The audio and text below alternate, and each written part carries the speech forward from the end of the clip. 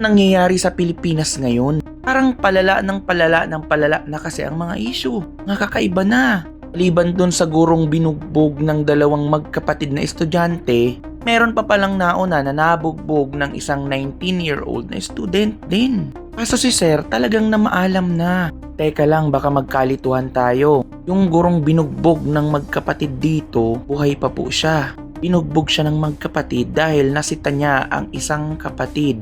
May suot na hikaw na pinagbabawal ng eskwelahan. Pero buhay pa po siya. Tago po tayo kay Sir. Kiramay po ako, Sir. Okay guys, ang biktimang guro na si Timoteo Humayaw, isang 52-year-old na maritime instructor ng Aklan Polytechnic College. Binugbog at pinagsusuntok ng 19-year-old na suspect na si Renz Cipriano sa New Washington, Aklan. Binawian ng buhay ang guro habang ginagamot sa hospital noong July 28, 2026. Birthday ko pa naman. Dahil sa matitinding pinsala. Malungkot naman. Ano ba kasi ang mga nangyari? Meron daw pong inuman sa party. Dumalo ang guro at ang suspect sa isang advance sa graduation dinner o salo-salo sa Barangay Mabilo, New Washington. Bagamat kilala nila ang isa't isa sa mukha, hindi sila personal na magkakilala at walang nakaraang alitan. Hindi niya rin po estudyante yung suspect.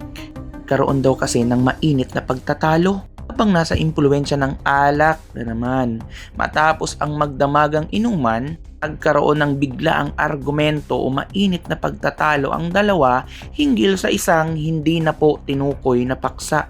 Pag-iwas sa gulo. Ito na, upang hindi na lumaki ang away, pasya ang guro na umalis na lamang sa okasyon sa tulong ng host ng party na nag-asikaso sa kanyang pag-uwi. Pero may paghahabol na naganap. Noong nakasampa na ang guro sa kanyang motorsiklo, sa ibang ulat ay sasakay sa tricycle. Handa nang umalis, bigla siyang hinabol ng sospek.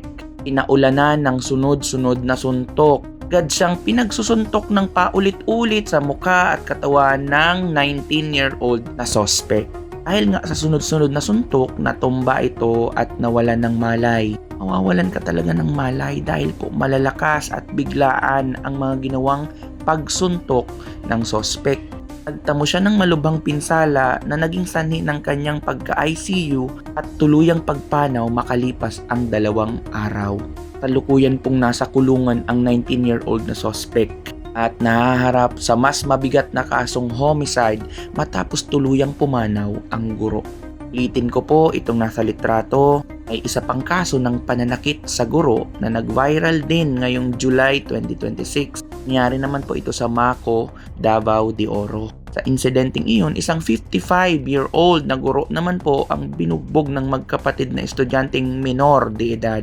Sa loob po ito mismo ng gymnasium dahil sinita ang isa sa kanila sa pagsusuot ng hikaw na labag sa school policy. Ligtas naman at buhay ang guro sa Davao de Oro, hindi tulad ng trahedyang naganap sa Aklan. Iba po yung sa Aklan, iba din po yung sa Davao de Oro. Tanong, bakit ang lalala nyo? Mga estudyante na talaga ang nambibiktima ngayon. Isang matinding pagdarasal po ang dapat nating ibigay sa mga guro. Lalo na yung mga striktong guro. Grabe na yung mga bagay, mga negatibong nakaka-impluwensya sa kabataan. Dahil nga hindi po natin alam ang ginagawa ng bawat kabataan sa kanilang pamilya, hindi din po natin alam kung paano sila napapalaki ng mga magulang nila. Paano na yung walang kinikilalang magulang? Paano na sila?